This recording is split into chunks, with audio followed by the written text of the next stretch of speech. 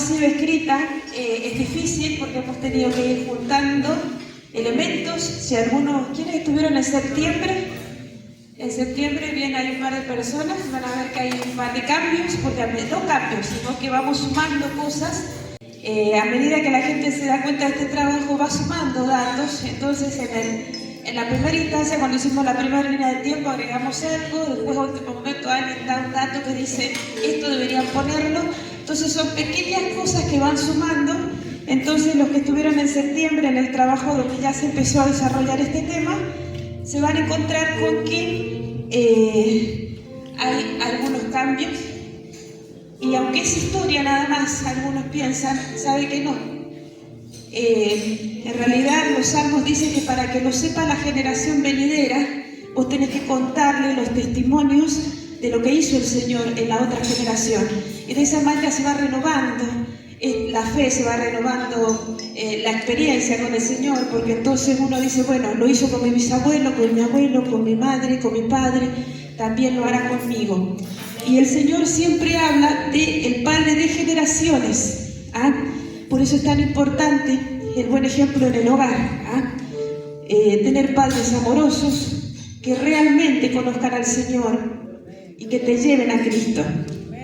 Que te lleven no solamente que llevándote a la iglesia, que es algo básico, que desgraciadamente ustedes dirán, se está apartando el tema, pero no. Hemos visto en los últimos tiempos muchos matrimonios que van a la iglesia sin sus hijos, que son pequeños y adolescentes, y después cuando crecen esos niños no están acostumbrados a ir a la iglesia. Entonces lo básico es llevarlo a la iglesia. Después lo profundo es ser el ejemplo. Y enseñarles que tienen que orar y que tienen que velar. Si hubo una abuela que ora, nosotros tuvimos con Patricia, que somos las mayores, padres muy jóvenes, y mamá ya con 19 años, ¿nos tenía las dos con 19 años? No. Con 20. Con 21 nos tenía las dos, y había cosas que ellos aprendían con nosotros prácticamente, porque eran jovencitos. Y después hemos tenido conversaciones con Patricia, y le voy a contar esto, porque son los misterios del Espíritu Santo. Yo creo que hubieron abuelas que oraron. Había cosas que nosotros las entendíamos, nosotros a veces decíamos, ¿quién nos enseñó esto? Y saben que no nos acordamos. ¿Quién nos cuidó en este momento? ¿Quién nos enseñó esto? ¿Quién nos llevó a esto? ¿Por qué era tan fuerte esto en nosotros? El Espíritu Santo obra. Saben que la palabra dice que las oraciones son como el incienso. Y algunos piensan, bueno, son mis oraciones que son tan bonitas y yo soy tan santo y que suben.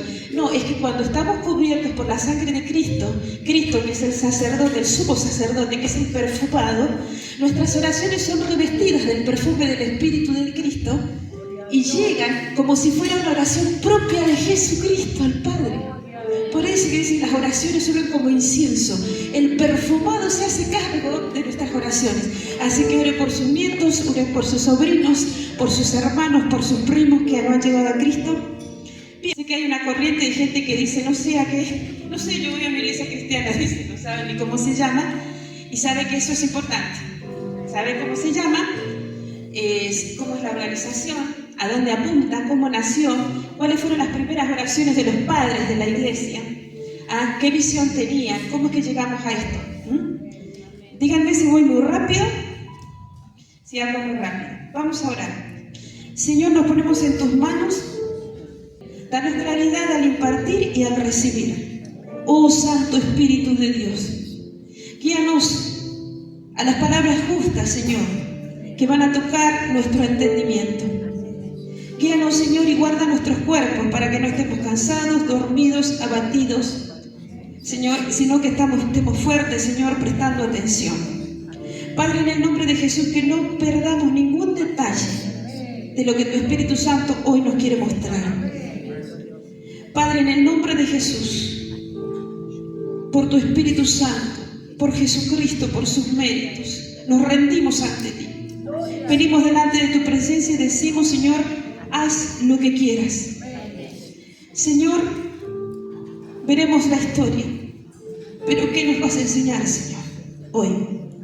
Cumplimos tu palabra y también, Señor, aún en nuestro, Señor, reglamento, nuestras en nuestros documentos hace hincapié que debemos decirle a la generación venidera lo que ocurrió, cómo ocurrió, el precio que se pagó y el precio que deberemos pagar. Amén.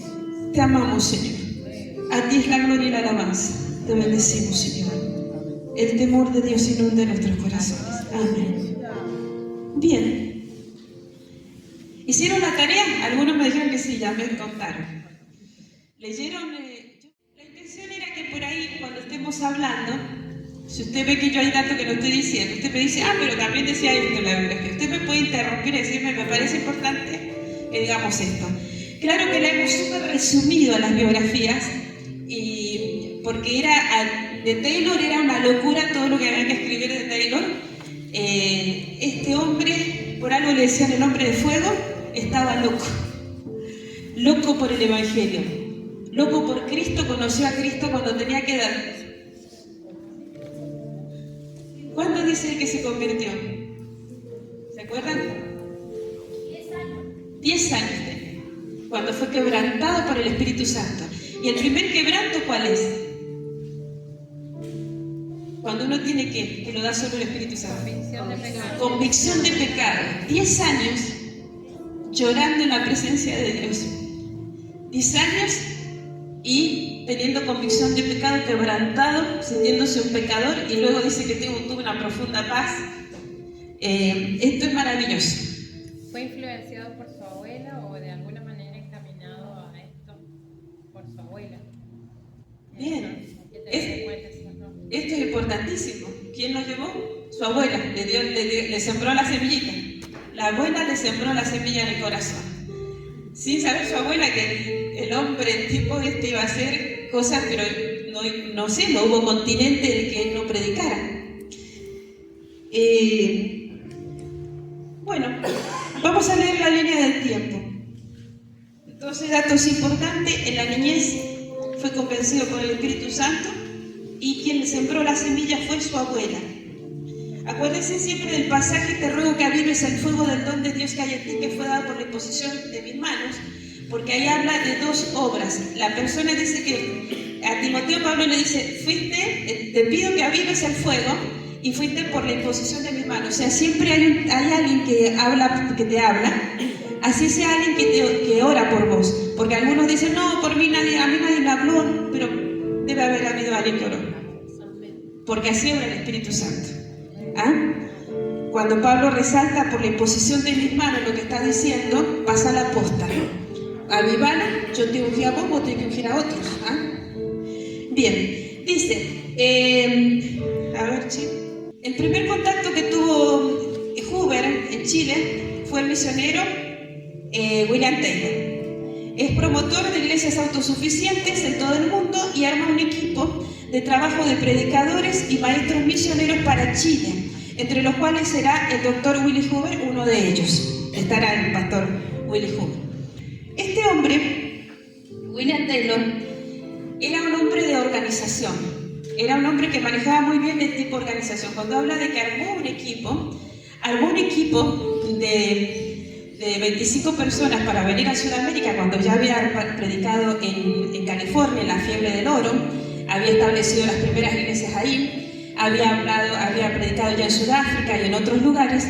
Sin embargo, cuando arma el equipo de finanzas, le voy a contar lo positivo y lo negativo, para que este tiene mucho que ver con lo que decía Matías ayer, lo que decía Jorge. No logran reunir los fondos que se necesitaban, pero entendieron, hay que ir igual. Así que dice que les dieron una colchoneta, pasaje en tercera, y si había que comprar comida enlatada, bueno, llévense para tanto tiempo y después que Dios nos ayude. Y a donde quiera que iba, dice que Taylor buscaba trabajo y se ponía a trabajar, no solo para sobrevivir. Yo no sé qué tenía este tipo, hermano, con todo respeto. Este hombre era realmente el hombre de fuego. Dice que, por ejemplo, llegó a California, no había iglesia, se paraba a la puerta del casino, porque era la época de la minería, la fiebre del oro, y bueno, dice que se paraba en la puerta del casino y predicaba, y la gente le recibía el Evangelio. porque él tenía una gracia impresionante. Vi un barco abandonado, ahí podemos hacer una iglesia y hacer reuniones. Después se enteró que en tal lugar había madera y dijeron, bueno, vamos a comprar madera, pero hay que trabajar. Empezó a hacer tratos con los marineros y dice, bueno, vamos a conseguir la madera a través de los marineros, a ver cómo hacen para que nos traigan la madera, y la llevamos también a tal lugar que también hace falta una iglesia.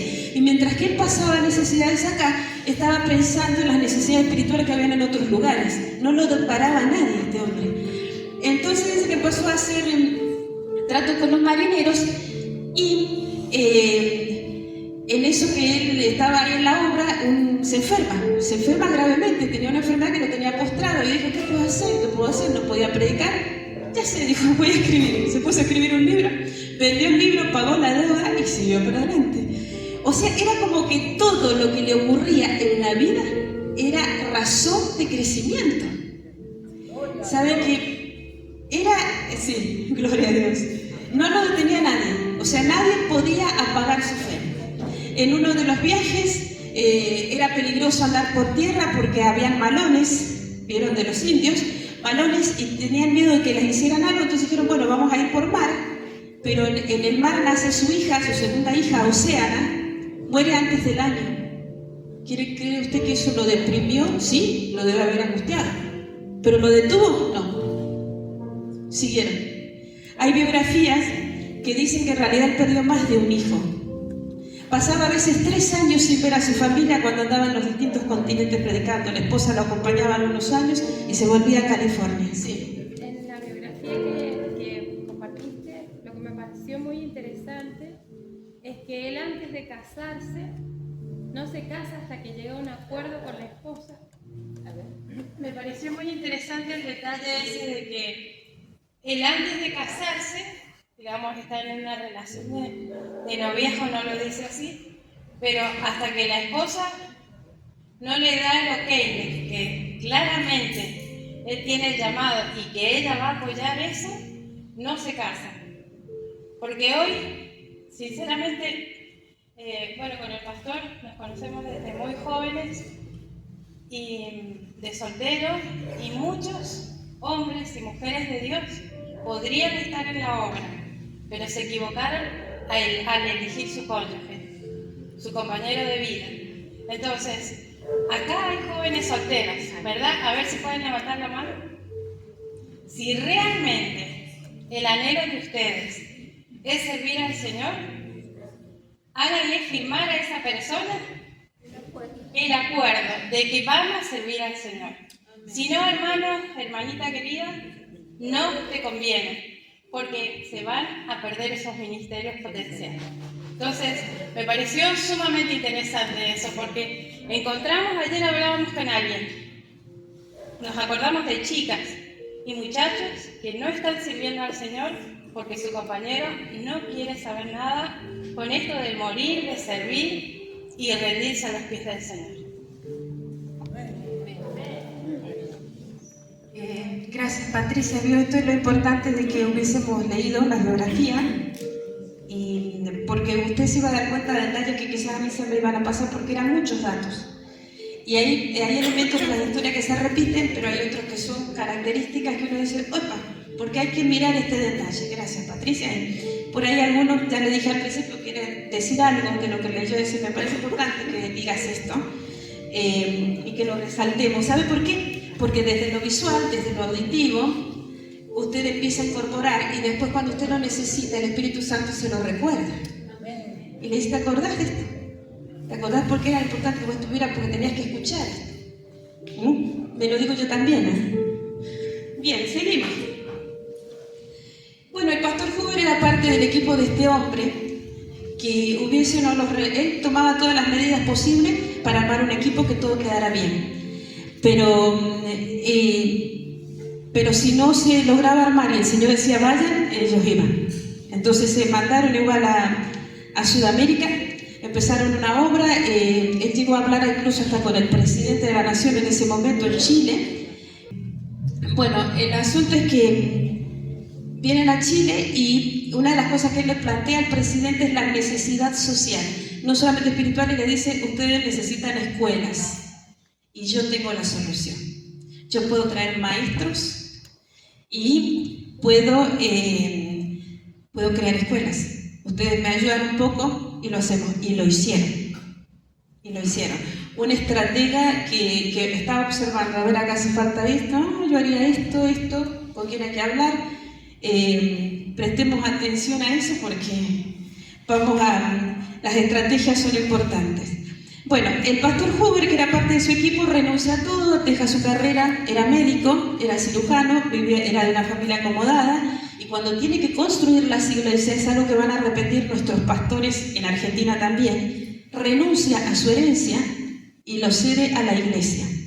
Sus hijos se educaron en Estados Unidos, sin embargo, él no los sostenía, se tenían que sostener solos, de adultos y de jóvenes adultos, salir a trabajar.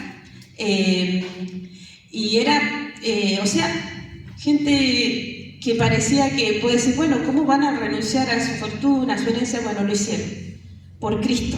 Así que si hay algún rico acá, no sé si el Señor le está pidiendo.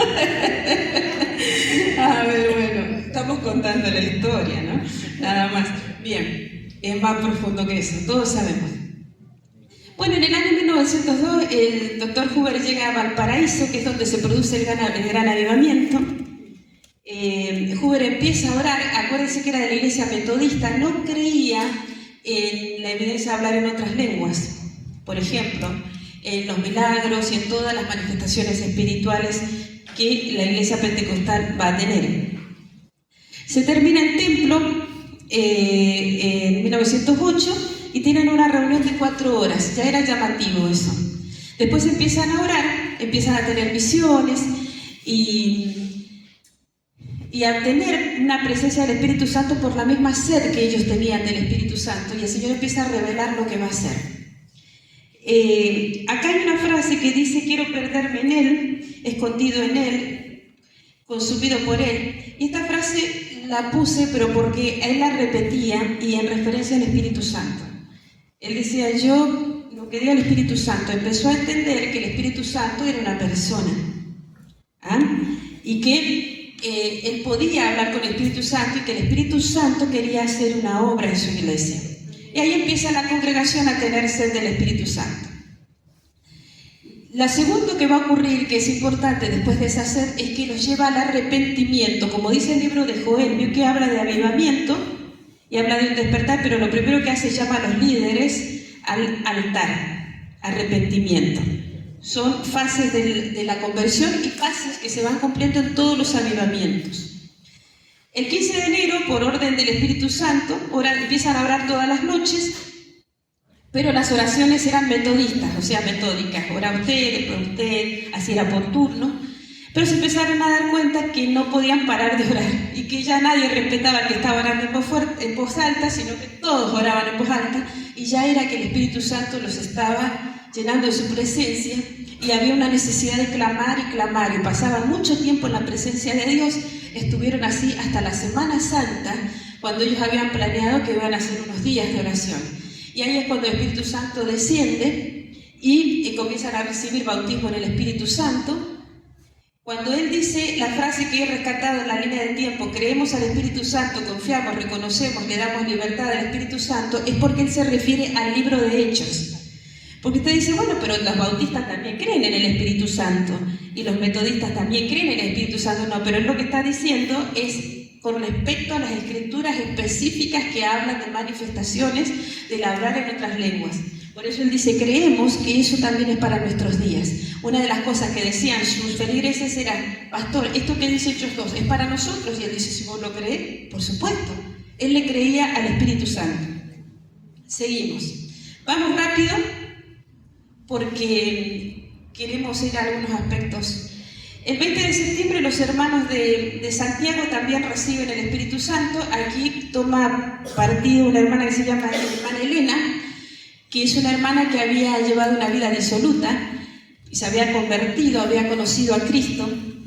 Y cuando ella conoce a Cristo, el Espíritu Santo la empieza a usar. El pastor Willy Huber la manda a Santiago, ella empieza a testificar, llevándole a los hermanos de la Iglesia Metodista de Santiago estas nuevas de que había habido bautismo en el Espíritu Santo, manifestaciones. Claro que los de Santiago sabían, porque en realidad la iglesia de Valparaíso, siendo una iglesia que nunca había tenido gran número de personas como iglesia metodista, tenía como 1500 personas en el culto. Entonces las otras iglesias metodistas estaban un poquito orgullosas en el buen sentido, diciendo, mirá qué lindo, la iglesia de Valparaíso ha crecido. Pero no les gustaba mucho esto, ¿por qué había crecido? Porque había un mover del Espíritu Santo. Entonces la hermana Elena fue como un poco como corresponsal, pero no es bien recibida. Pero eso provoca más curiosidad de los hermanos de Santiago, y ya un grupo se va con la hermana Elena y le escuchan el mensaje que tiene para traer, y ya el mover empieza en Santiago y después en el sur de Chile, y va a ser la gestora de todo esto, prácticamente va a ser la hermana Elena. Bien, en el año 1910 se produce la conferencia en Chile y se contiene el avivamiento, o sea que los pastores de la iglesia metodista dicen, bueno, no, esto que está ocurriendo en Valparaíso no es de Dios. Willy Huber tiene que tomar una decisión y le piden las credenciales, le dicen, pero te vamos a dejar un tiempito más en Valparaíso, le tenés que informar a la iglesia que te estás por ir. Y bueno, y ya vamos a mandar otro pastor. Cuando llega a Valparaíso, le cuenta a la iglesia lo que había pasado en las conferencias, y los hermanos dijeron, de ninguna manera, nosotros nos vamos con usted también. Y bueno, después siguen conservando el nombre de Iglesia Metodista Pentecostal, porque Willy Huber honraba la herencia. Y decía, yo he conocido al Señor en la iglesia metodista y no voy a renegar de mis raíces. Esto es muy importante. Porque cuando usted se va sin dolor y porque es obra del Espíritu Santo de un lugar y se tiene que ir a otro, se va así, sin esa raíz de amargura, ¿entiende? Usted va con amor, diciendo, bueno, yo me fui porque me tuve que ir, no es que me pasó algo malo, en realidad, bueno, la circunstancia que el Señor nos llevó a trasladarnos a esta parte del cuerpo de Cristo. Pero en realidad Él no tenía un resentimiento con la iglesia metodista, no sembraba ese sentimiento tampoco, algo que por ahí se ve en las sectas que se quieren armar, incluso en las iglesias evangélicas, que justamente son sectarios. Líderes que no te dejan juntar con este grupo porque tienen miedo que te despierten. O líderes que no quieren esto o aquello porque tienen miedo que. Entonces, no, en este caso no ocurría eso. Él tenía esa libertad de decir, bueno, no, nos vamos a seguir llamando metodistas, y siguieron usando incluso el ritual de la iglesia metodista, porque por respeto. Bueno, pero Willy Huber debe renunciar a la iglesia metodista, entregar sus credenciales, y de ahí en más nace la Iglesia Metodista Pentecostal Chilena, que es un movimiento social, causa de estudio para todos los que estudian sociología, psicología social. Se han escrito libros con respecto al movimiento del pentecostalismo chileno. Pero una de las razones es lo que hablábamos un poquito de Taylor, es que la Iglesia Pentecostal chilena suplió necesidades sociales. Estuvo muy atenta. Es más, el grupo de Dorcas, no sé si usted sabe cómo surgió el nombre de Dorcas, quizá alguien dice, ay, bueno, le pusieron Dorcas porque le gustó el testimonio de Dorcas y añoraban ser como Dorcas. No, fue al revés. En realidad, la esposa de Willy Huber atendía a los necesitados, y las hermanas de la iglesia se dedicaban a eso, a atender huérfanos, gente desamparada, proveerles vestimenta, ver qué necesitaban. Y a las hermanas que se dedicaban a esa acción se le empezó a llamar Dorcas. Bien, acá en la segunda página de la línea del tiempo empieza a mencionar distintos avivamientos que quizá usted no sabe por qué tienen relación con nosotros, pero son los avivamientos que produjeron sed en tomar conocimientos de ellos en el corazón del pastor Huber. El primero fue el avivamiento de Gales, en Gran Bretaña, con Evans Robert. Voy a decir simplemente esto, porque yo ayer lo escuchaba a Matías y creo que es importante decirlo. Evans Robert predicó y ganó miles y miles y miles y miles de almas para Cristo, y hubo un mover del Espíritu Santo muy grande en Gales. Pero después de un tiempo, Evans Robert sufrió una depresión que lo apartó del ministerio. Creemos que él no se apartó del Evangelio, pero sí ella no pudo predicar, no tenía fuerzas para predicar.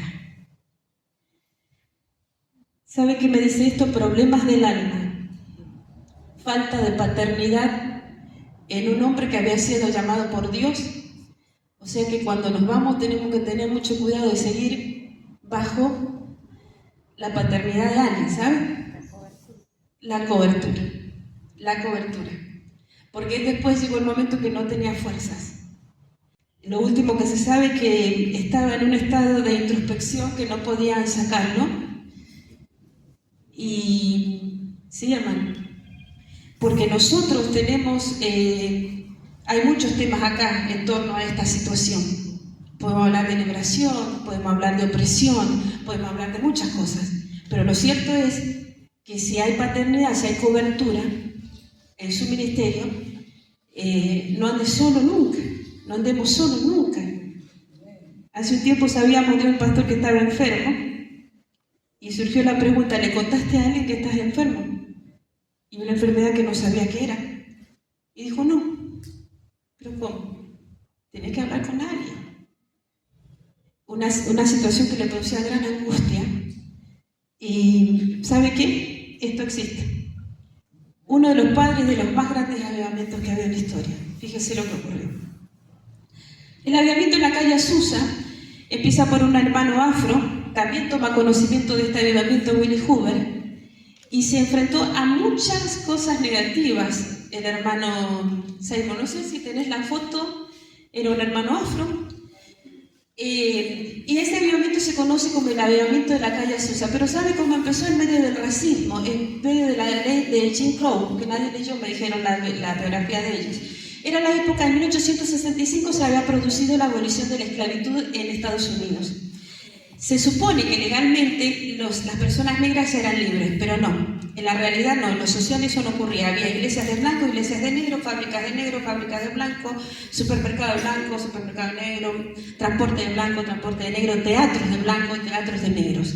En medio de esa situación es que el Señor lo llama a este hermano afro, y él va al seminario del hermano Parham, que era racista. Fíjense que en la Biblia del Señor hay de todo. Mientras que los papás de William Taylor ya muchísimos años antes habían liberado a sus esclavos porque habían entendido en Dios que ellos también eran personas que necesitaban el Evangelio de Cristo, Parham no lo había entendido y sin embargo también predicaba bautismo en el Espíritu Santo y todo esto. Todo esto que contamos es porque nosotros tenemos que salvar. Si hay errores en estos hombres, nosotros no podemos cometerlos porque ya los vimos. Nosotros nos vamos a tener que cuidar. Y bueno, dice que este hermano empezó a tener sed de Dios y se enteró que el hermano Parham tenía un seminario donde enseñaba bautismo en el Espíritu Santo con la evidencia de hablar en otras lenguas. Entonces dijo, yo quiero eso. Pero llegó al seminario y le dijeron, bueno, pero este seminario es para blancos. Y no había un seminario para negros que predicara eso. Entonces le dijeron, bueno, podés escuchar en la ventana. ¿Cree que alguien lo detuvo? No. El hermano Seymour dijo, se sentaba afuera, del lado de afuera, escuchaba, tomaba apuntes, oraba. Y llegó el momento en que la iglesia de Los Ángeles necesitaban un pastor y Parham no estaba muy convencido porque incluso cuando salían a predicar a la calle, dice que Parham le decía, vos predicale a los negros, vos no le podés predicar a los blancos, imagínense. Eran cosas locas, cosas de humanos que no tenían que ver con el cristianismo. Pero bueno, ¿cree que eso lo detuvo al hermano Simon? No. Dijo, hay que seguir. Él sabía en qué camino estaba, en quién había creído. Y bueno, lo envían a Los Ángeles, aunque Parham no estaba muy convencido. Cuando llega a Los Ángeles, él predica bautismo en el Espíritu Santo con la evidencia de hablar en otras lenguas. Y no es bien recibido al principio, un par de familias se interesan hasta que empiezan a hacer reuniones que eran cada vez en hogares, en un par de hogares, pero los hogares ya quedaban chicos, entonces ahí es donde ellos se van a la calle Azusa, que había sido una iglesia antigua afro y después se había convertido en galpón, lo habían alquilado para varias cosas, y bueno, al último alquilan ese lugar y ahí se produce el gran avivamiento de la calle Azusa, donde salen denominaciones pentecostales como las Asambleas de Dios, salen de este avivamiento. Imagínense, si este hermano se hubiera detenido y se hubiera ofendido porque le decía al negro, no te puedes juntar con nosotros los blancos. Sin embargo, no ocurrió. O sea, nada lo detenía. Si nosotros somos de cristal, no podemos servir al Señor. Tenemos que ser fuertes en Dios. Por eso dice la palabra que lo tenemos que armar con la voluntad también. Lo que dice con toda tu fuerza, con toda tu alma, con toda tu mente. Entonces, todo sujeto al Espíritu de Dios, para poder vencer. Porque si somos blanditos, en la primera nos derriban. Esto es la historia un poco de este avivamiento. Toma conocimiento también Willy Hoover. Y también menciona el avivamiento en la India con la hermana Pandita Ramabai. ¿Quieren decir algo los que leyeron a Pandita? A ver qué cuentan. Era viuda, hindú. ¿Era hindú? Ajá, venía de la India. Bueno, era de la India, ahí está bien. Hay que tener en cuenta que estamos en una época donde las mujeres hindúes no podían estudiar. Ella era una profesional, ella había ido a la universidad porque su papá, un padre cuidadoso, le dijo, vos tenés que estudiar. Pero acá las mujeres no estudian, vos vas a estudiar. Y ella, eso que ella estudia, el que va a la universidad, todo le abre puertas. Ella se casa, ella tenía una buena posición, su marido también, queda viuda, no llega a Chile ella, llega a Chile su testimonio, como esta mujer que va a representar después a nivel secular el primer movimiento feminista en la India, donde ella va a luchar por las niñas hindúes y va a decir, tienen que estudiar, tienen derechos, les predica a Cristo y las hace misioneras, crea un orfanato, hace asilos, y, o sea, todo el movimiento que hace Pandita Ramabai, pero cuando ella primero lo hacía sin Cristo, cuando ella conoce a Cristo, ya dijo, bueno, completó todo y dice, bueno, ahora con Cristo. Y ahí es donde llega Minnie Abrams, que es una compañera de seminario de la esposa de Willy Hoover, las cosas que hace Dios. Entonces, como Minnie Abrams había sido compañera de seminario de la esposa de Willy Hoover, le mandaba panfletos y le mandaba testimonios y le contaba, no sabés lo que el Señor está haciendo, que había un mover, conversión, arrepentimiento, quebrantamiento. Y bueno, entonces con todos esos testimonios que él recibía, decía, Hoover seguía alimentando la fe diciendo, tenemos que orar, tenemos que recibir también nosotros eso. O sea que él estaba en el mundo, estaban ocurriendo cosas, fíjese, en esa década, es como que habían incendios espirituales que hacían que la gente empezara a buscar a Cristo. Lo primero era siempre el arrepentimiento. Era una conversión genuina. Bueno, seguimos. Estos son los avivamientos. Por eso es que hemos rescatado estas biografías, porque son las historias que a Hoover lo estaban llenando de necesidad de pedir el Espíritu Santo. Bueno, ahora por un avivamiento en Chile, la iglesia de Valparaíso y Santiago ya reciben la visitación del Espíritu Santo, recién contamos un poco. Willy Hoover comienza la Iglesia Metodista Pentecostal de Chile en 1910. En 1929 ya tiene personería jurídica, creo que ellos le llaman privada, porque ellos tienen privada y pública. Porque después va a encontrar otra fecha, si ustedes se pueden revisar la historia, se debe a esto. También tiene como 2 etapas de personería jurídica. En 1930, aquí empieza nuestra historia. Elías López llega como misionero de la iglesia del pastor Hoover a Argentina. No llega en el mejor momento, desde el punto de vista humano, porque llega en la época en que se va a llamar a partir de ahí la década infame, donde se producen los golpes militares, donde se produce una negociación entre lo político y lo católico y dicen, bueno, vamos a catolizar la Argentina, y las escuelas van a enseñar en el futuro religión católica y chau a los protestantes, y bueno, era como una especie de persecución que nuestros padres espirituales la sufrieron. ¿Eso lo detuvo a Elías López? No. Elías López era un hombre sencillo, era peluquero de profesión, viene con su esposa, viene acompañado con otro misionero, el otro misionero que es el hermano Murgués se va a Córdoba. No tenemos muchos datos de la obra del hermano Murgués, pero Elías López empieza a predicar en las calles. Era necesario predicar en las calles porque no tenía su iglesia. ¿Y por qué también? Porque si capaz que iba personalmente así uno por uno, como ahora lo podemos hacer con mayor apertura, no lo iban a recibir, porque la sociedad argentina era bastante católica, ¿entienden? Entonces estaba cerrada. La hermana Rosa nos compartía en septiembre, cuando antes de su conversión, hermana Rosa Tula, y decía, nosotros teníamos los santos, teníamos todo eso. Cuando nos predica Elías Sosa, que le predica a mi familia, lo que más costaba era dejar toda esa tradición católica. y la vergüenza de desarraigarse de todo eso, porque vos tenés que enfrentar una sociedad y dejar algo que supuestamente habías abrazado toda la vida, para toda la vida, y te encontrabas con que la verdad era otra. Entonces, acá se produce no solamente que la sociedad era muy católica, sino que se produce un plan sistemático de catolización a través de las leyes. Y ahí es donde empieza a jugar la persona de Perón. Ahí Perón empieza a tener, digamos, sus alianzas, que primero le juega a favor a los católicos y después, cuando él necesita otro tipo de movimiento, se cruza de vereda un poquito con Tommy Hicks, que ya vamos a llegar a esa parte de la historia. Se produce el golpe militar en 1930, ahí llegan los misioneros a Argentina. En 1934 ya se crea un presbiterio, o sea que ya teníamos una organización, y en 1937 incluso ya viaja a Chile una comitiva, ¿cómo se llama? Un contingente de la Iglesia Evangélica Pentecostal de Argentina, que había nacido por la iglesia de este avivamiento del pastor Huber. O sea que ya estábamos ahí en contacto. Bien, vamos a la tercera hoja. En 1938 la misión ya contaba con iglesias en San Martín, Palmira, La Dormida, San Juan, San Rafael, todas iglesias de Mendoza, porque Elías López llega a Mendoza.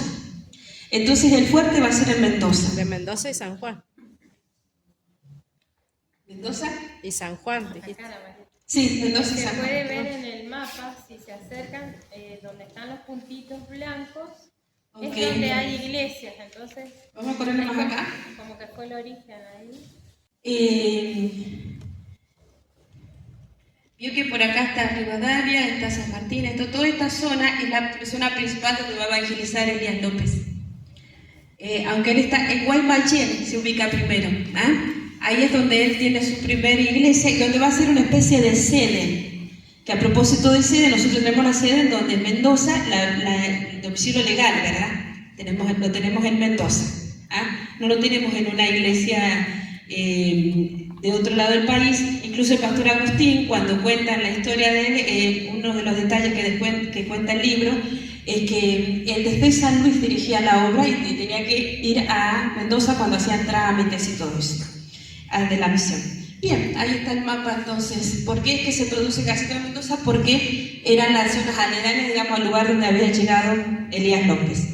Las primeras familias en convertirse, de acá es donde nos late fuerte el corazón: Simona de Cavignotti, Felipe Córica, Luis Puebla, Manuel Elvira, Fortunato Lípari, Cecilio Narváez, Juan Mondelo, Carmela Cilia, familia Tello, familia Mesa. Casi todas eran de San Martín, estos hermanos. Ellos son los primeros en conocer por la predicación directa del pastor Elías López. La hermana Simona de Cavignotti era mi bisabuela, madre de mi abuelo materno, y Felipe Córica era mi abuelo, mi bisabuelo, o sea que eran los dos bisabuelos de las dos familias de mi madre. San Luis. En 1939 conoce al señor el pastor Agustín Pellegrino, que aquí ahí está, mira, delante hacia la hija del pastor Agustín, una de las hijas. Párate, a ver, párate. Ay, Dios mío, cuánta historia. Sí, un aplauso. Un aplauso. Gloria a Dios. Las generaciones que siguen al Señor, lo que hablábamos al principio. Qué importante. Bueno, Agustín Pellegrino se convierte, conoce al Señor en la iglesia del pastor Cortés, en San Rafael. ¿Quién leyó la historia del pastor Agustín? ¿Qué quieren decir del pastor Agustín? A ver. Esto nos ayuda a recordar cosas, ¿sí? ¿Nace en Córdoba? Sí. Nace en Córdoba, hijo de italianos. A los 20 años se viene a San Luis, fue criado en el campo, a los 8 años. Después, había como una costumbre cuando eran jóvenes, cuando no encontraban trabajo en San Luis, se iban a San Rafael.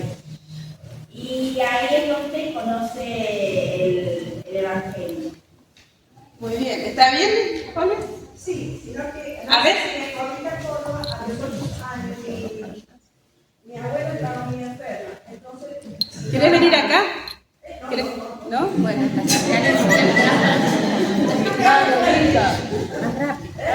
Para que te va a llevar el micrófono. No, decía que sí, nace en Jovita, Córdoba, porque mis abuelos cuando vienen de Italia van a Jovita, Córdoba. Parece que venían los barcos con un grupo de gente y los ubicaban en distintos lugares de Argentina, otros en La Pampa, Mendoza, bueno. El asunto es que a los 8 años ya mi abuela ya no podía criar a sus hijos. Entonces sí, se viene a la casa de un primo de mi abuelo, que es en la Cuatro Esquinas, 8 años, con la familia del piano, creo. Bueno, hasta que es adolescente se viene a San Luis, se había puesto un bar y ahí le tocaba la guitarra, bueno, bajo el parlante. Bueno, pero después, como dice ellos, va a San Rafael, Mendoza para buscar trabajo. Y él, cuando venía, le contaba un joven ayer, ¿se acuerdan los Mateos? Los Mateos. Ah, los autitos. A caballo, llevaban el coche negro ese. Coche Plaza. Coche Plaza, le llamaban Mateo. Bueno, y pasaba por la iglesia del pastor Gregorio Cortés. Y le encantaba escuchar las canciones, los himnos. Eso, por eso yo siempre le digo, cantemos las canciones de antes. Bueno. Y eso hizo, hice varios testimonios de eso, hizo que él se acercara y fuera a la iglesia. Cuando estaba en la iglesia, a lo mejor ustedes no lo entienden, cuando estaba en la iglesia, se levanta una anciana y dice, siento que hay una persona que necesita techo, que necesita trabajo. Miró para todos los lados de él, soy yo. Entonces ella le dio una piecita y al otro día ya estuvo trabajando. Bueno, se convierte a los 23 años. 23 años. En la iglesia del pastor Gregorio Cortés. Elías López venía, iba a casa. Siempre. Éramos tantos, cuando venía el pastor Elías López, salíamos corriendo a recibirlo. Entonces, pastor Elías López, quiero decir, Cortés, le dijo a mi abuelo, ya tengo la persona para su hija, Elena. ¿Se entendió? Sí. Entonces, ¿qué hizo mi abuelo? Le habló a mi mamá, mira, tal persona, dice el pastor. Mi mamá ni sabía quién era. Tenía 16, 17 años. 17 años, mi mamá. Bueno, entonces, no sé cómo eran novias con esa época. Mis hermanos le preguntaban, ¿pero se daban algún beso ustedes? Sí, re tímida, re tímida. Bueno, el asunto es que cuando ya San Luis, estaba el hijo Jorge Cortés, era hijo del pastor Gregorio, y mi papá. Había que mandar a alguien que pastoreara San Luis y alguien a Buenos Aires. Jorge eligió Buenos Aires y mi papá, que tenía la familia en San Luis, se vino a San Luis. Pero ¿qué le dijeron? Usted es muy buen mozo, tiene que casarse. Por ende se casaron. Bueno, sé que se casaron, no sé cómo habrá sido la fiesta o qué fue, pero uno se fue en bicicleta al viaje y mi mamá en colectivo. Bueno, y después se vinieron a San Luis. Y como ustedes dicen, sí, predicaba solito él en las esquinas. Sí, solo. O sea que un día, le contaba un chico ayer, lo metieron en calabozo porque predicaba el evangelio. Cuando viene el jefe de policía y ve, comisario, viene y ve en la lista quiénes estaban presos. Bueno, tengo el director, ustedes acá, director técnico. Perdón que tengo que recordar. Dice, este hombre, Agustín Pellegrino, no, excelente persona. Chao. siguió predicando. Y bueno, fue cuando se convierte en la familia Carbone, Adame, Ruoco, ¿cómo se llama? Esteban, ¿cómo se llama? El padre de... No, el padre de... López, son ellos, López, sí. Después Ana Vallá y todo eso. Pero los primeros fueron los primeros nombres. ¿Y qué más me acuerdo? ¿Qué más tengo que decir? A ver, ¿querés bien ahí? ¿Está ahí?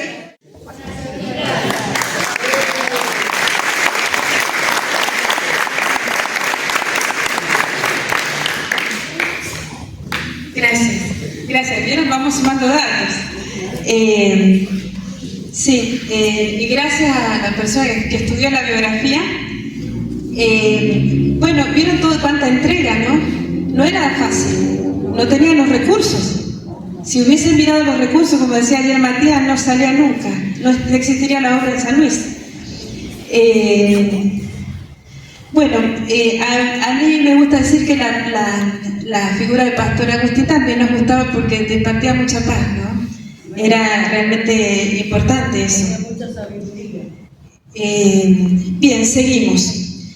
En 1943 la IEP Argentina se independiza de Chile. El 12 de mayo de 1943 queda constituida la primera comisión directiva local. El líder natural de la misión será el misionero Elías López y el primer domicilio Pedro Molina 715, Guaymallén, Mendoza. Eso no lo dice la guía, pero es Guaymallén, Mendoza. En Argentina se impone, mientras tanto, la enseñanza religiosa en las escuelas públicas. Y ahí se produce una discriminación. Vos te decía que podías participar o no de la clase de religión, pero era fulero cuando decías que no podías. Y era una especie de persecución. Quiero agregar que el pastor Gregorio Cortés es el precursor de la iglesia de la misión pentecostal argentina, acá en Argentina. Que está acá en Neuquén, creo, la sede. Seguimos. En 1944 la IEP va a tener personería jurídica y las iglesias, esto lo puse porque lo dijo Jorge en un taller y me pareció interesante. Dijo que la iglesia es la número 46 en inscribirse en cuanto a cantidad de iglesias que habían antes ya inscritas. O sea que eran re poquitas las iglesias evangélicas que habían en el país cuando nuestra misión. Algo muy importante que destacó Jorge en septiembre cuando tuvimos un taller es que de esas iglesias que se registraron, no son muchas las que quedan. Nuestra misión, digamos que continuó. La segunda históricamente en este momento. Es la segunda históricamente que ha permanecido en el tiempo, que ha seguido luchando. Vamos nomás, el Señor está en esto. Bueno, en 1945 Pastor Agustín es nombrado secretario de actas. Nombramos mucho la figura del pastor peregrino, ¿por qué? Porque va a ser a partir de ahí, todo va a ser nacional. Fíjense que a poquito es como que ya no estamos mencionando Chile, incluso el misionero Elías López ya vamos a ver que va a haber una separación.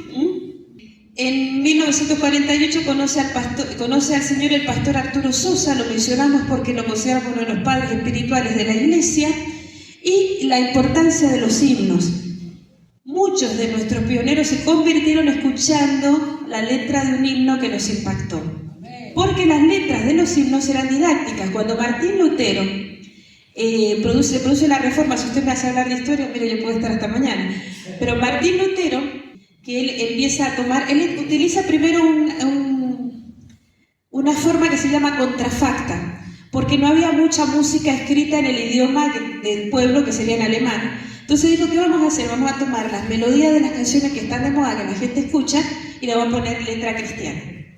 A eso se le llama contrafacta. Después se le empieza a componer himnos y letras que sean pedagógicas, que le enseñen al pecador, esta es tu situación, Cristo es la solución, esto debes hacer, así va a ser el caminar en Cristo. Entonces todo tenía que ser didáctico, a través de la música. Esto es una gran reforma, porque usted dirá, bueno, pero si ya en la época de los discípulos debieron haber cantado canciones que declaraban cosas como los salmos. que son tan fáciles de entender muchas de las cosas que dice, porque te muestra al ser humano tal como es y tal y como es la necesidad que tiene. Pero tenemos que tener en cuenta que antes de Martín Lutero, durante toda la Edad Media, se había producido la época oscura, donde el catolicismo no dejaba cantar música cristiana en español, en el idioma del pueblo, y la Biblia no estaba en el idioma del pueblo. Entonces, una de las grandes reformas que hace Martín Lutero es la música. Él dice, no solo la Biblia debe estar en el idioma del pueblo, sino que tenemos que tener música que le enseñe a la gente el Evangelio. Entonces vamos a encontrarnos con que muchos de nuestros pastores se convierten escuchando un himno. Mi bisabuela también se convierte escuchando un himno. Ella estaba con la idea de desvivirse ella y sus hijos, dice voy a preparar un alimento, yo lo pongo a todos, lo consumimos todos y se acabaron los Corbalán Cabiliotti. Y se acabó el problema, creía ella. Sin embargo, escuchó la voz de un hombre, que era Elías López, cantando si de enfermo te sientes morir, él será tu doctor celestial. Ahí es donde ella le entrega su vida a Jesucristo, lo busca Elías López, empieza a servir a Cristo y de ahí estamos nosotros, aquí estamos. ¿Entiendes? Escuchando un himno. El pastor Arturo pasa lo mismo, esto me lo contó Mabel hace poco, y me dice, ella escuchó un himno y eso lo conmovió, un Salvador allí en Jesucristo, fue el himno que lo impactó a él. Y recién cuenta Olga que lo mismo le pasó al pastor Agustín. Fíjese lo importante de que la música le diga algo a la persona. Porque él no entiende, me sienta en su regazo el nuevo, no entiende por qué usted le dice eso a Jesús. Tuvo que cantar de los cantares, que es para la iglesia. El nuevo no lo puede entender. ¿Qué están diciendo? ¿A quién le cantan? Es romántica la canción, ¿entiende el concepto? Pero sí estoy diciendo que analicemos la situación de cómo estamos con la música. Porque después con este romanticismo, que le hemos puesto romanticismo humano a muchas canciones, también, porque ahora lo podemos ver todos públicamente, tenemos muchos supuestos líderes de la música cristiana, aunque la música cristiana no existe, porque cristianos o no cristianos somos nosotros, del mercado cristiano, que ahora muestran toda su alma y dicen cosas, dicen barbaridades, como dicen, qué vergüenza. Y en las iglesias estamos cantando las canciones de este hombre que tiene el nombre del Salvador, usted lo sabe, y que dice cosas terribles del Evangelio ahora, y era el más romántico para cantar. Y en las iglesias cantamos estas letras y el nuevo aparte no aprende. Pero si usted le dice, Salvador, el pecador, ven al dulce Jesús. ¿Qué soy pecador? Sí, pecador. ¿Entiende? Ya se encuentra con la primera realidad, soy pecador. Bien. Década del 50, el pastor Agustín Pellegrino preside la misión, es nombrado desde 1961 a 1992 y después cuando termina ahí como superintendente, como presidente de la misión, pasa a ser vitalicio. Acá ya es sumamente nacional la iglesia, acá se produce un cisma, por eso que ocurre esto, y ya deja de ser el líder, digamos, a nivel nacional en Argentina, el pastor Elías López, se produce un cisma, somos gente madura, porque se produce una malversación de fondos, no por parte del pastor Elías, y bueno, se produce el cisma, la separación. El pastor Elías López deja de ser el presidente de la institución y el pastor Agustín pasa a ser el presidente de la institución. Después el reconocimiento a la obra del pastor Elías López, aunque la misión, la Iglesia Evangélica Pentecostal, gana el juicio, pero el reconocimiento a la obra, a la labor del misionero Elías López, después se les vuelve a ceder la propiedad de Pedro Molina, se le da en reconocimiento, que después de todo, el que había traído el Evangelio aquí había sido Elías López. O sea que seguimos con la misma situación de corazones sanos, ¿entienden? ¿Se acuerdan cuando hablábamos que Huber, cuando sale de la metodista, no reniega de los metodistas? Y el pastor Agustín, junto con la comitiva nacional de la IEP, no tenían bronca con el pastor Elías, ni había enojo, no. Había una situación que había que arreglar, y cuando eso se superó también, incluso a nivel legal, dijeron, bueno, aquí tiene el pastor Elías, nosotros reconocemos su llamado, su ministerio. Bien, sigamos. Para estas instancias, en la década del 50, ya se habían sumado más obras.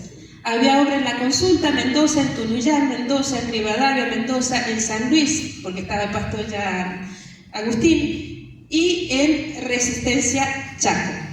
Acá mencionamos también al pastor de Chaco, porque también se lo considera un padre de la iglesia, y que yo cuento esta experiencia porque usted téngalo en cuenta, también me parece que nos enseña mucho.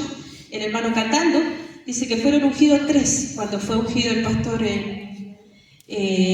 Castro, y el único que tardó un poquito más de tiempo porque tenía que hablar con su esposa y tenía que arreglar todos esos detalles antes del viaje y preparar bien la cosa ahí como lo hacía también William Taylor, se demoró y fue el único que permaneció. Los otros 2 que nombraron salieron apurados, el Señor dijo que vayamos ahora, y salieron todos emocionados, pero al poquito andar se volvieron y lamentablemente, bueno, no tuvieron frutos.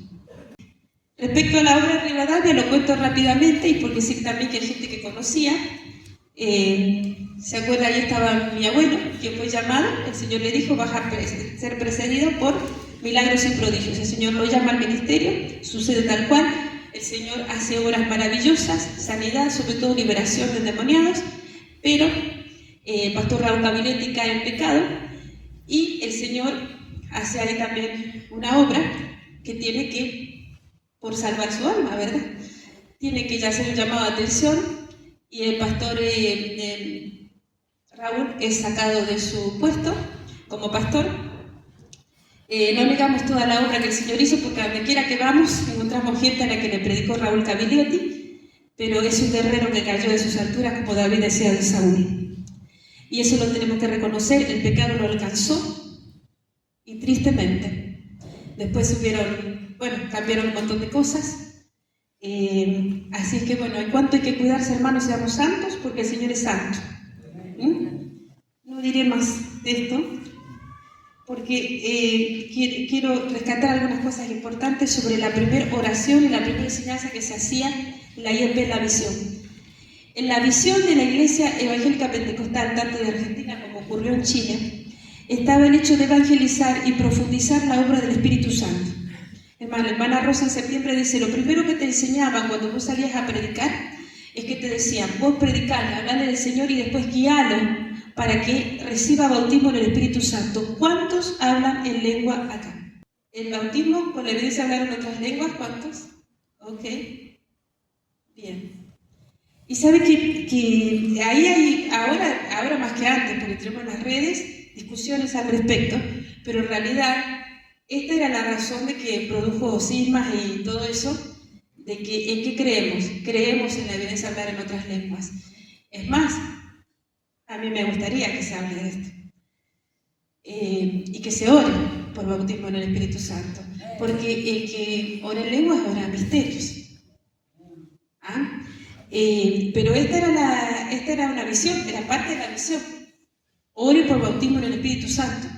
Y enseguida yo quiero terminar hablándole a usted de otro bautismo, que es el bautismo, digamos, más fuerte, que es el de la prueba.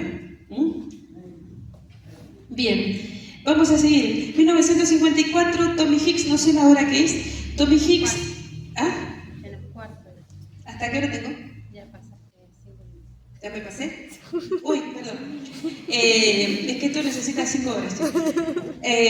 Tommy Hicks en la Argentina, es importante hablar del avivamiento de Tommy Hicks en la Argentina, porque se acuerdan que hablamos que en el año 30, fíjense cómo está todo relacionado, en el año 30 se produce la catolización, ¿se acuerdan? Hacen un plan sistemático, trazan un plan sistemático donde el enemigo dice, los evangélicos acá no van a tener terreno. Y bueno, entonces el Señor se encargó de traer a Tommy Hicks. Y Tommy Hicks era un hombre que no tenía que venir a la Argentina desde el punto de vista humano, iba a venir a otro hombre. Él no puede venir y los hermanos de la Asamblea de Dios que ya estaban acá en la Argentina dijeron, traigamos un evangelista, hagamos una campaña. Y bueno, era tan difícil predicar abiertamente antes, ¿no? Cuando venía en el avión Tommy Hicks, para los más jovencitos que no lo saben, aunque después van a buscar la historia en las redes, es fascinante, y Tommy Hicks dice que venía en el avión y le suena la palabra Perón, Perón, Perón. Entonces le pregunta a alguien, ¿qué quiere decir Perón en español? Y le dice, no, Perón es el presidente. Ahí está, dice, yo tengo que ir a hablar con el presidente. Llega a la Argentina y le pide 2 cosas a la comitiva de la campaña. Le dice, quiero un estadio, y los pastores quieren un estadio. Estamos en una Argentina católica y quiero un estadio para los evangélicos. Y quiero hablar con el presidente. ni lo uno ni lo otro, no se puede. Él dijo, no, yo tengo que hablar con el presidente y quiero un estadio. Bueno, el asunto dice, bueno, vamos a la Casa Rosada, y fijémonos si te atiende el presidente. Todos dijeron, no lo va a atender. Bueno, llega, le explica a la persona que está adelante y le dice, quiero hablar con el presidente. Y le dice, no, de ninguna manera, usted no tiene audiencia, no tiene reservada la reunión. Y bueno, en eso que estaba diciendo, no, pero es que yo tengo que hablar con el presidente. Insistió, en eso aparece el secretario de gobierno y le dice, ¿qué pasa? Bueno, este señor quiere hablar con el presidente, bueno, es misionero, le explica, es predicador, y lo ve que está rengueando. Como este hombre cojea, ahí Tommy Hicks, ni lerdo ni perezoso, le dice, ¿qué le pasa? Es que me duele la pierna. ¿Quiere que le ore? No, le voy a orar. Le ora, le deja de doler la pierna, empieza a caminar bien, dice, resultó, venga, vamos a hablar con el presidente. Ahí está. Así que bueno, por eso le dije, fíjese que Perón había estado en aquella comisión de catolización, ya en el año 30 ya empezó a sonar el nombre Perón. ¿Ah? Y acá, en esta época ya, Perón había estado haciendo algunas cositas que a la Iglesia Católica no le gustaba, quería legalizar los burdeles. Y bueno, el asunto que llega a Perón tenía un problema de piel, también ora por él, le cae bien a Perón y Perón le dice, dale todo lo que te pida. Ahí le dan un estadio, le dan Atlanta, reúne 46.000 personas y después, ¿cuántas personas dicen que no veo? 85.000, ahí lo pude ver. El estadio de Huracán más grande. Es más grande, porque dice que rebalsaba la cancha 45.000 personas. Estamos hablando desde el año 54, la gente viajaba de las provincias con los enfermos y lo llevaban a la campaña. Los católicos le decían el brujo Tommy Hicks, dice, ahí trajiste Perón a Tommy Hicks. Bueno, enojadísimos, pero el Señor seguía orando. Eso trajo un despertar pentecostal en Argentina y que se empezaron a llenar las iglesias. Bueno, el asunto que lo enfrentan los sacerdotes, me gusta contar esto, aunque yo lo voy a parafrasear, los sacerdotes católicos van a Perón y le dicen, terminala con el predicador, con Tommy Hicks, con el brujo. Y Perón le contesta, ¿pero cómo? Ustedes no son la gran iglesia católica. Un pobre predicador, anónimo dice, desconocido, viene y hace este movimiento. Estoy empezando a creer que Dios está de su parte. ¿Católica? Listo, fin de la conversación. Así es como el Señor hace lo que quiere. Él pone y quita reyes. Bien, seguimos. Y aquí empieza un gran mover en Argentina, porque la gente viajaba de las distintas provincias. Aquí es donde empiezan las iglesias pentecostales a crecer bastante. Y también las iglesias, las otras que no eran pentecostales también. Bueno, en 1957 se coloca la piedra fundamental en Palmira, en Mendoza, y aquí va a estar el pastor Manuel Elvira, que es de las primeras familias que se convirtió, ¿se acuerdan que lo leímos en la primera página, en la segunda página? En San Luis nace el Sendero de Luz, el órgano oficial de la IEP, que acá está, cuando te late fuerte el corazón, ¿ah? Marta Ojeda. Ah, la Martín. Pastor.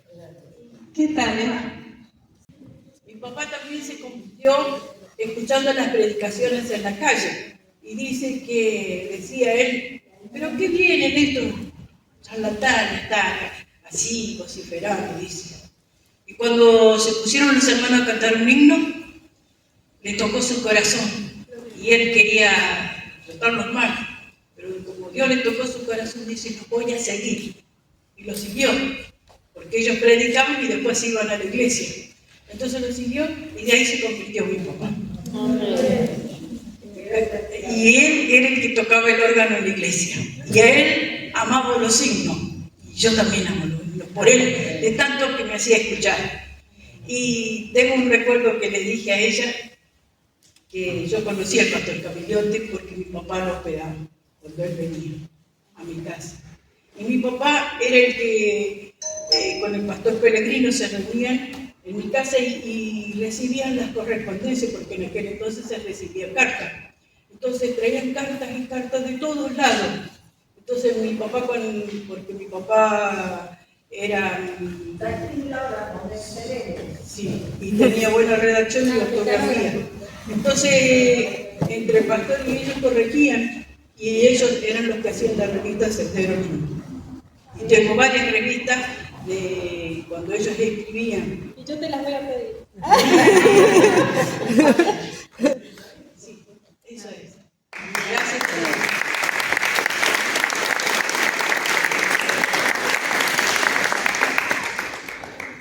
Bueno, viste Jorge, lo siento, pero si juntás a los nietos de los pioneros y a los hijos, se te va a ir para largo. Gracias, Marta. Bueno, sí, la revista El Sendero de Luz era como las redes de ahora. Ahí vos te enterabas si en el Chaco se había casado alguien, se había bautizado alguien acá en Puerto Madryn, o se había nacido un bebé en la iglesia, no sé, de San Rafael o de, no sé, de San Martín. O si alguien se moría también nos enterábamos. Si alguien se moría también, o sea, nos enterábamos, éramos una gran familia realmente, a través de la revista nos enterábamos de todos y no veíamos la hora de que llegaran los eventos. Y todos nos preocupábamos por ir mucho a los eventos. Y no estábamos en hoteles, estábamos como ahora, ¿sí? Es más, Estamos bien ahora. Estamos bien. No, sí, estamos bien. Y sin agua caliente. ¿Cómo? Sin agua caliente. En aquel tiempo. En aquel tiempo, en algunas partes sin agua caliente y en algunos lugares sin colchones. ¿Se acuerdan inflando colchones en una convención? Haciendo fila para que nos inflaran el colchón que se desinflaba cuando nos acostábamos. Cosas divertidísimas que vos decías, bueno, somos jóvenes, o sea, no, en ese momento yo era joven. Nos pasaron cosas muy lindas. Bien, esto era del Sendero de Luz, el órgano oficial de la misión. Acá está mencionada la hermana Rosa, porque también es de los pioneros, ya se convierte en el ministerio del pastor Elías Sosa en Guaymallén. El pastor Elías Sosa también falló, y bueno, también tenemos que contar que era un hombre que fue muy usado por Dios, compró incluso el terreno bajo su ministerio, del Plumerillo, del Pringles, y fue muy usado por Dios, pero bueno, hay que ser santo y hay que cuidarse un montón, hermano, cuidémonos, ¿ah? El que esté firme, cuide de no caer, porque después vienen estas etapas dolorosas, que sufre no solamente la persona y el corazón de Dios, sino que también la familia, ¿ah? Así que seamos santos. El Plumerillo, Juan Gómez conoce al Señor en 1972, él es enviado a la obra, pero también es enviado el pastor Gregorio Ponce, también es enviado el pastor Antonio Ponce, está mencionado ahí. Esto ocurre en Oscar Araya también el mismo año. Oscar Araya también el mismo año, viste, nos falta ese dato.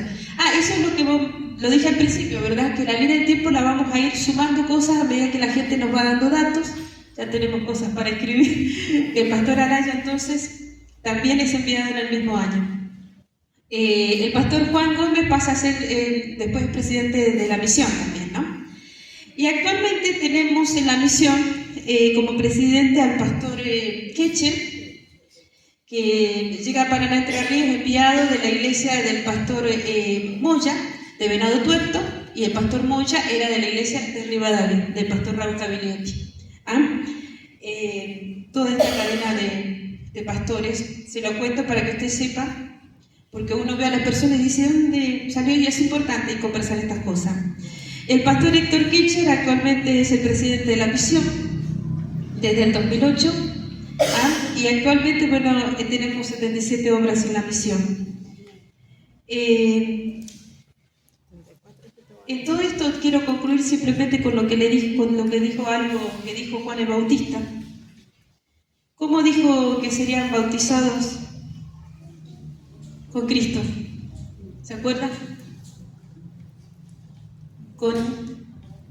Pero viene uno detrás de mí que él los bautizará con Espíritu Santo y fuego. Y fíjense que hace la división y nos dice el fuego del Espíritu Santo. Nosotros hacemos mucho hincapié con el fuego del Espíritu Santo y hablamos mucho de antorcha en tus manos, fuego en tus pies. Pero cuando él dice fuego, está hablando del bautismo de fuego. ¿Cuándo se le hace el bautismo de fuego a los soldados? Tiene que ver con la guerra, ¿verdad? Tiene que ver con la preparación al llamado. ¿Sabe que el bautismo de fuego tiene que ver con todos el precio que hay que pagar? ¿Usted cree, por qué cree que Taylor se le muere Oceana, su hija? Pasa necesidades, pasa años sin ver a la familia. Hoover renuncia a su herencia. ¿Sabe que todo eso es muerte? Todo eso es entrega, todo eso es fuego. Serán pasados por el fuego. ¿Quiere usted avivamiento? Bueno, piense en el bautismo de fuego, porque es parte del paquete. Por eso decíamos al principio, no seamos blanditos y que Dios nos ayude, porque yo no soy la más fuerte. Si usted se ofende fácil, le duele todo en la iglesia, que no lo saluden, que no lo miren, que no lo tengan en cuenta. ¿Y quién son para que te tengan en cuenta? Yo a veces cuando me han dicho a mí, ay, no te tienen en cuenta, ¿y quién soy yo? Si el que pagó el precio acá es Cristo, acá el más importante es Cristo. Si somos blanditos, si no hemos pasado por el bautismo de fuego, lo vamos a pasar. Yo no le voy a decir que a usted se le puede morir un hijo en el ministerio, pero les pasó a muchos. Yo no le voy a decir que usted puede llegar a pasar hambre, pero les pasó mucho. Yo no le voy a decir que usted va a ser despreciado, apartado, abandonado, pero les pasó a muchos. Y no los detuvo así. Yo no le voy a decir si usted fue, esto es bautismo de fuego y esto es apostólico. Que usted no va a ir preso, pero le pasó mucho, le pasó al pastor Agustín también, le pasó a Hoover. No le voy a decir que a usted, a algunos nos va a azotar de nuestros pastores también. No le voy a decir que lo van a azotar, pero les pasó a algunos ya. Y eso fue parte del precio. No le voy a decir que usted va a tener angustias que van a parecer interminables, pero que usted cuando corra a Cristo, que es tranquilo. Que usted va a sembrar con lágrimas, pero va a ser. Sabe que esto es bautismo de fuego. Y el Señor nos quiere decir bautismo de fuego. No es fácil, no es que me miro al espejo y le hablo al espejo como dicen muchos ahora. Ay, me lo merezco. No, ¿qué te mereces? No. Bautismo de fuego. Seymour, si se hubiera detenido con el racismo que estaba sufriendo, con el desprecio que le hacían, nada lo detuvo. Cárcel, persecución, azotes, desprecio, muerte. Esto es muerte, bautismo de fuego. Lo dejo con esta carga, porque si es una carga. Avivamiento, primero te lleva al arrepentimiento, a nivel a los que somos llamados al avivamiento, primero una conversión genuina, arrepentimiento. Esa es la primera obra del Espíritu. Segundo, usted conoció a Cristo, predique bautismo en el Espíritu Santo y reciba usted bautismo en el Espíritu Santo, clame por el bautismo en el Espíritu Santo. Tercero, bautismo de fuego. Señor, estoy dispuesto, yo quiero el avivamiento, pero hay un precio. Y sabe que viene un tiempo, que puede venir un tiempo de persecución, sabe que lo tenemos a las puertas. Hermano, entonces revista del Espíritu Santo porque viene un tiempo difícil. Bautismo de fuego. Vamos a ser probados. Y exclamar, que el Señor nos guíe. Vamos a orar. Querido Espíritu Santo, yo te doy gracias por que nos has permitido tomar conocimiento de aquello que nos precedieron, Señor. Tu palabra dice que seremos probados como oro en el crisol. Como fueron, Señor, nuestros padres espirituales, Señor. Te pedimos sabiduría y fortaleza, Señor, y que nos dejemos de mañas, que nos dejemos de andar llorando por los rincones, que renunciemos a todo aquello almático, Señor, que nos hace perder la visión, Señor, de lo que quieres hacer con nosotros, Señor.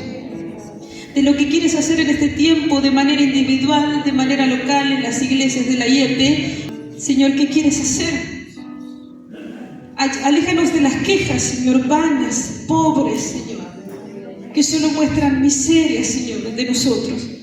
Queremos ver tu grandeza, tu gloria, pero necesitamos fortaleza, Señor. Hace años, Señor, que estamos viendo, Señor, que faltan obreros, Señor, y nos estás hablando, Señor.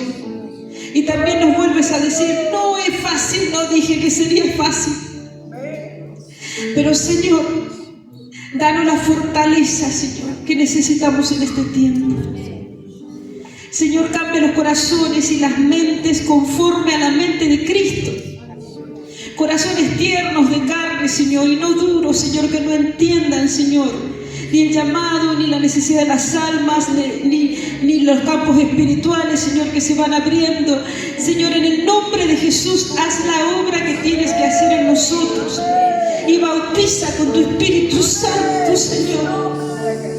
Y bautiza y renueva los dones, Señor, que son para la edificación de la iglesia. Renueva, Señor. Renueva los dones, Señor. En el nombre de Jesús, Señor.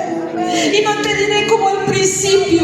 Y no te voy a decir, Señor, como lo hiciste ayer, sino hazlo como lo quieres hacer en este tiempo, Señor. Hazlo como lo quieres dar en este tiempo, Señor. Y transforma nuestros pensamientos. Transforma nuestros corazones, Señor. Transfórmanos, oh Dios.